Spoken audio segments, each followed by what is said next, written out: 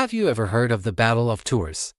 It might not be as famous as Waterloo or Gettysburg, but what happened on that day in 732 AD arguably shaped the very course of Western civilization.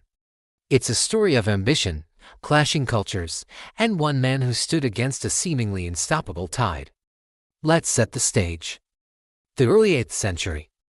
The Roman Empire in the West was long gone, replaced by a patchwork of Germanic kingdoms. One of the most powerful was the Frankish kingdom, covering modern-day France, Germany, and the Low Countries. But they were internally divided, a kingdom in turmoil. Meanwhile, a new power had exploded out of the Arabian Peninsula. Following the death of the Prophet Muhammad in 632, Islamic armies had conquered vast territories with breathtaking speed. The Persian Empire fell. The Byzantine Empire was pushed back. North Africa was brought under the control of the Umayyad Caliphate. In just a century, they had built an empire larger than Rome's at its peak. Their expansion didn't stop at the Mediterranean coast. In 711, an Islamic force crossed the Strait of Gibraltar into the Iberian Peninsula, what we now call Spain and Portugal. The Visigothic kingdom there crumbled within a few years. The Umayyads established Al-Andalus, a sophisticated and powerful state that would last for centuries. But for the ambitious governor of Al-Andalus, a man named Abd al-Rahman al-Ghafiqi, this was just a stepping stone. His eyes were set on the riches of the Frankish kingdom to the north. For years, raiding parties had crossed the Pyrenees Mountains, testing the Frankish defenses and bringing back plunder. But in 732, Abd al-Rahman decided it was time for a full-scale invasion. He assembled a massive army, composed of Berber cavalry and experienced Arab soldiers. Contemporary estimates, though likely exaggerated, spoke of tens of thousands, even hundreds of thousands of warriors. This was no mere raid, this was a force of conquest. They swept north, overwhelming Frankish defenses in the south. The city of Bordeaux was sacked, its defenders crushed. The Duke of Aquitaine, Udo, who had previously fought both the Franks and the Umayyads, was routed and fled north to beg for help from his old rival. And who was that rival? A man named Charles. He wasn't the king of the Franks. The kings of this era were largely ceremonial figures. The real power lay with the mayor of the palace, and that man was Charles. He was a brilliant, ruthless, and battle-hardened military leader who had spent years consolidating his power, fighting off rival Frankish nobles and external threats. When his old enemy Udo arrived, desperate for aid, Charles saw both a threat and an opportunity. The threat was obvious, a massive invading army that could shatter his kingdom. The opportunity? If he could defeat this army, he would be the undisputed savior and master of the Franks. Charles gathered his army. Unlike the Umayyad force, which was heavy on light cavalry, the Frankish army was primarily composed of professional, heavily armored infantry. These were veterans, loyal to Charles, who had fought alongside him for years. They were tough, disciplined, and trained to fight in a tight formation known as the shield wall. Charles was a clever strategist. He knew he couldn't beat the Umayyad cavalry in an open field running battle. He needed to choose his ground carefully. He marched his army south and positioned them on a wooded, elevated plain between the cities of Tours and Poitiers. The exact location is still debated by historians, but the strategy was clear.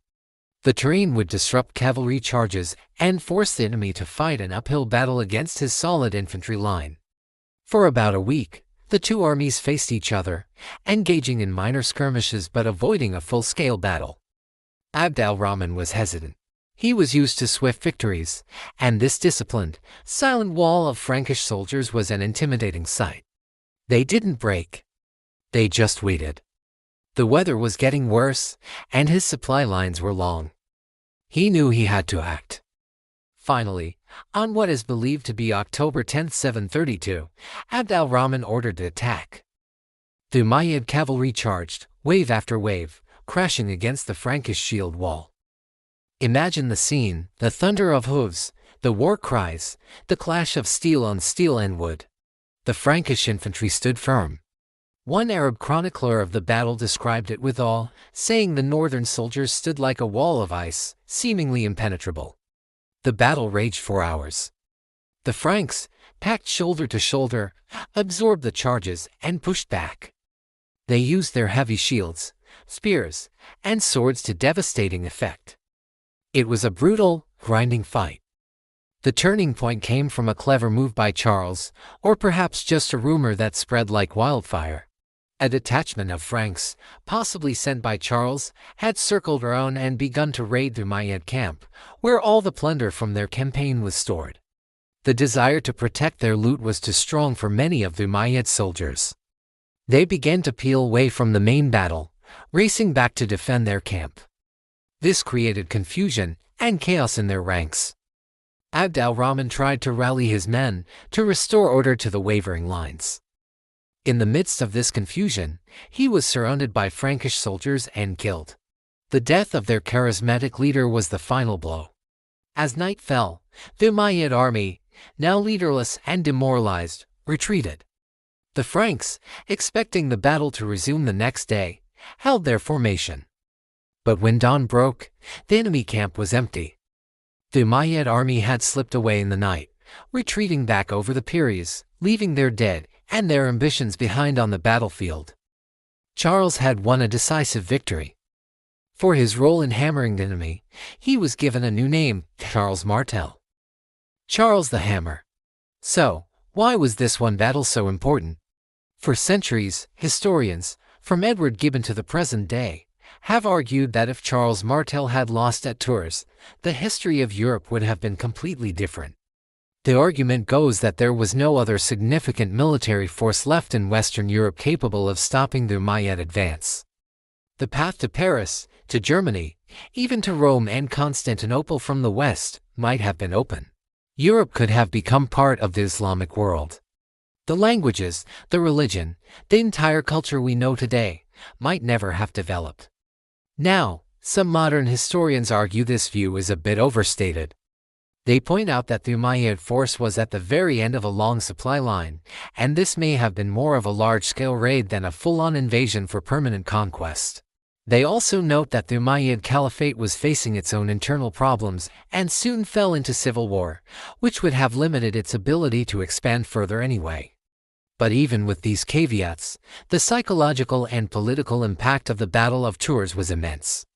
It halted the seemingly unstoppable tide of Islamic expansion into Western Europe from Spain. It confirmed Charles Martel as the undisputed ruler of the Franks, laying the groundwork for his grandson, Charlemagne, to build the Carolingian Empire and be crowned the first Holy Roman Emperor, an event that would define the political landscape of the Middle Ages. The battle became a foundational story for European identity, a symbol of Christian Europe defending itself.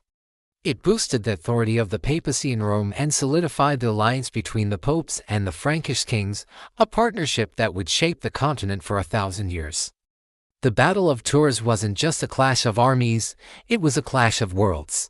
And on that cold October day, a Frankish leader named Charles the Hammer and his wall of infantry stood their ground and, in doing so, hammered out new destiny for a continent. It's a powerful reminder of how a single event, a single day in history, can echo through the centuries. Thanks for watching. If you found this journey into the past interesting, be sure to hit that like button and subscribe for more deep dives into the battles and events that shaped our world. Let us know in the comments what other historical turning points you'd like us to cover. See you next time.